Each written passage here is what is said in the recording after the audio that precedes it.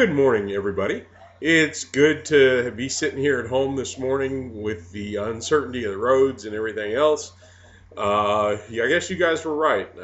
You said no school. I was trying to take the optimistic tack, and I guess it didn't work. So you get me sitting here in front of the laptop this morning, and I'm going to try to take care of two major issues today. The first one that I want to deal with is the idea of the agricultural revolution and why it takes place and what it means. We talked a little bit about it in class yesterday before you looked at the potato revolution, but I want to give you a broader sense as to what's happening.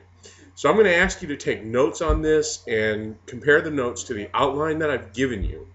And the goal is to understand the causes of the revolution and the countries where it gets started first and what kind of impact it has on European society in the 18th century.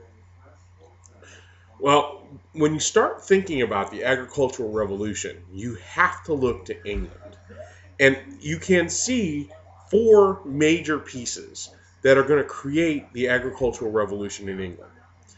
The first one is that England becomes very effective the use of artificial and natural fertilizers. They begin to understand that cattle and oxen and horses can provide lots of natural fertilizer for the land. And they begin to experiment with different types of artificial fertilizers as well. So when you spread fertilizer on your lawn in the spring, you think back to England and you say, wow, they're the ones that really got this whole movement started. It was huge. The second piece that becomes important is the idea of crop rotation. Instead of growing the same crop over and over again in a given field, you're going to plant fodder crops, you're going to plant root crops in the hopes of creating more nitrogen for the land. Now, those fodder crops and those root crops, like clover and turnips as examples, are going to provide both animals and human beings with much more food, with greater levels of food than anyone ever thought. In fact, by 1750, England is exporting 15% of its yearly yields to the continent to help feed people. Now, it's important to remember that at the same time, 1/3 of the English people were going without enough to eat on a regular basis. Yet, landowners were all too ready to export their goods to Europe and elsewhere. By 1750, the average acre of English land is producing 2.5 times more food than the same acre in France or elsewhere on the continent.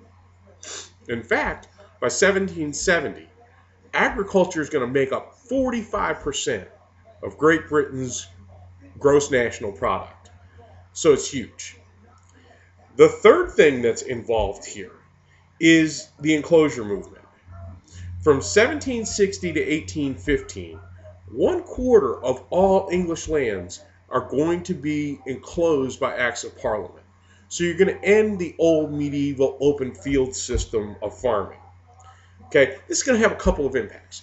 One, half of English small landowners are going to be removed from their lands.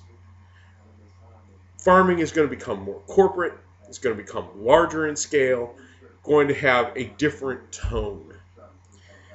The poorest members of English society are going to be forced from the land.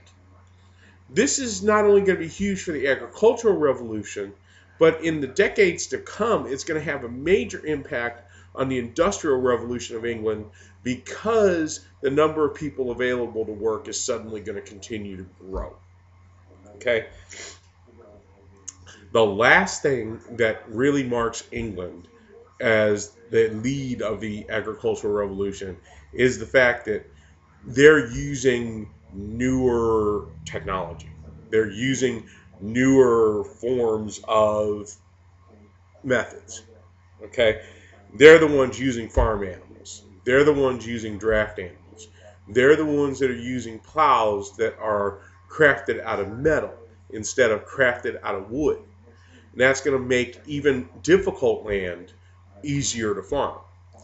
You compare that to what's going on in France and elsewhere, and you see that the draft animals aren't in use. You see that they're still using wooden plows. You see that they're not using fertilizers, and hence they don't get the same yields on the land. Okay, so here you have England doing all of these things, and you almost have the exact opposite happening on most of the continent. Okay, producers, instead of making surpluses, are surviving at subsistence level. There are no surpluses to sell. There are no surpluses to export. They're making enough to make ends meet, and that's pretty much about it. They're still using primitive methods for their farming. They're still using wooden plows in very bad areas with very bad soil where more care is going to be needed to get that land productive. You use primitive things, you're going to get bad results, and it shows. You have no farm animals, no draft animals. That means three important things are going to happen. One, you're going to have no food. Two, you're going to have no milk, no meat, no fertilizer. And three, it's going to be more of the same old stuff. Okay? Eastern Europe and Western Europe in general are not going to be interested in innovation. They're not going to want to see the kinds of changes that the English have decided to implement. Okay? Now, the only place on the continent where you really begin to see major change is in northwestern Europe, northern France, Flanders, the Dutch Republic, Schleswig-Holstein, and other areas in that northwestern quadrant are going to adopt English methods, and they're going to see significant change. But when you look at the continent as a whole, that change is much slower to happen.